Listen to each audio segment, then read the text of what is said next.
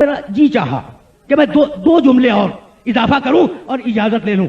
याद है ना, याद है कि शाम के वक्त सैयद सज्जाद सकीना को गोद में लेकर कैद खाने से बाहर बैठ जाते थे।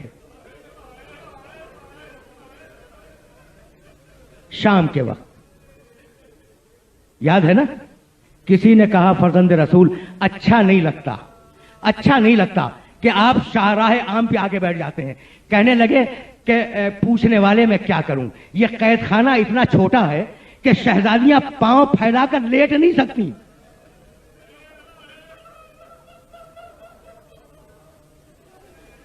बस तकरीर तमाम हो गई, तकरीर तमाम हो गई। अब तकरीर के आखिरी जुमले सुनो, आखिरी जुमले।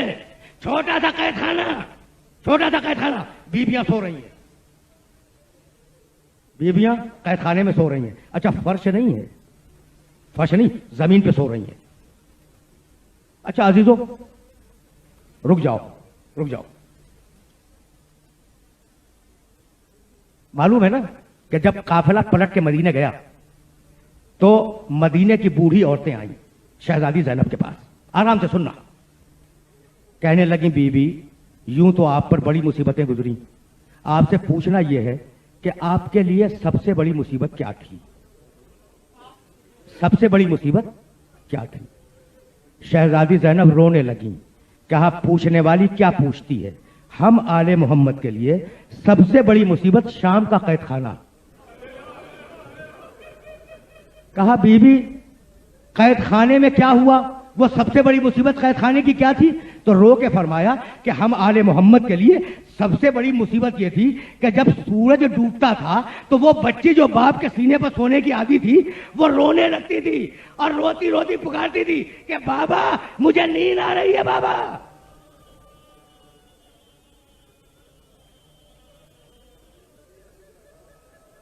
बाबा मुझे नींद आ रही है, बाबा, बाबा मुझे अपने सीने पर सुला लो, बाबा। ये कहती जाती थी और रोती जाती थी और रोते रोते सो जाया करती थी।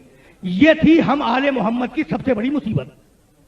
सुन लिया ना, बस मेरी मजलिस तमाम हो गई। सबसे बड़ी मुसीबत क्या थी, बच्ची रोते रोते और बाबा को पुकारते पुकारते सो जाती थी। ये थी सबसे बड़ी मुसीबत।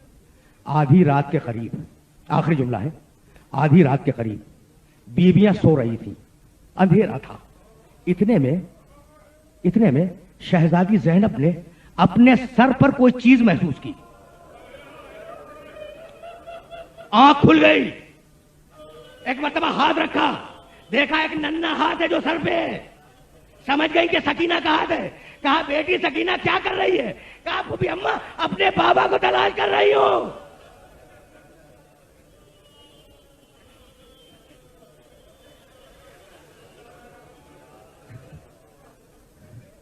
फूफी अम्मा बस आखिरी जुमला सुनो, फूफी अम्मा अपने बाबा को तलाश कर रही हूं।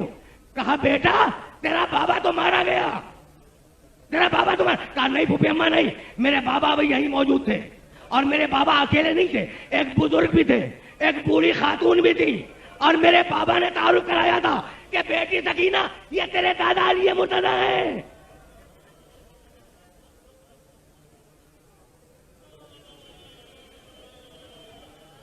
बेटी सकीना ये तेरे दादा अली मुर्तजा है, ये तेरी दादी फातिमा ज़हरा है। सुनो दो जुमले और सुनो। कहने लगी बच्ची क्या फूफी अम्मा मेरी दादी ने मुझे अपनी गोद में बिठलाया था, मेरे सर पे हाथ फेरा और मुझसे पूछा था कि बेटी तेरे कानों का दर्द अब कैसा है। तो फूफी अम्मा मेरा बाबा यही था, मैं अपने बाबा को तलाश कर रही हूं। बीबियां उठ गई और समझ गई कि बच्ची ने ख्वाब देखा है। शहजादी ज़ैनब ने बच्ची को गोद में लिया, ठपकियां देनी शुरू की, लेकिन बच्ची का रोना बंद न हुआ। एक मरतबा उम्मे कुलसूम उठी, कहा बहन मेरी गोद में दे दो। बच्ची का रोना बंद न हुआ। बच्ची एक बीबी की गोद से दूसरी बीबी की गोद में जाती रही, बच्ची का रोना बंद न हुआ। इतने में बीमार इमाम जंजीरों का रंगा थाम के उठा, कहा फूफी अम्मा सकीना को मेरी गोद में दे दे। अजरुकुम अल्लाह, शायद बच्ची सो जाए, बीमार इमाम ने बच्ची को गोद में लिया और बच्ची वाकई सो गई। आखिरी जुमला सुनो, बच्ची वाकई सो गई। एक मरतबा सज्जाद ने कहा फूफी अम्मा सकीना सो गई, अब इसे जमीन पे लेटा दे। ज़ैनब आई, बच्ची को गोद में लिया और फकत एक जुमला कहा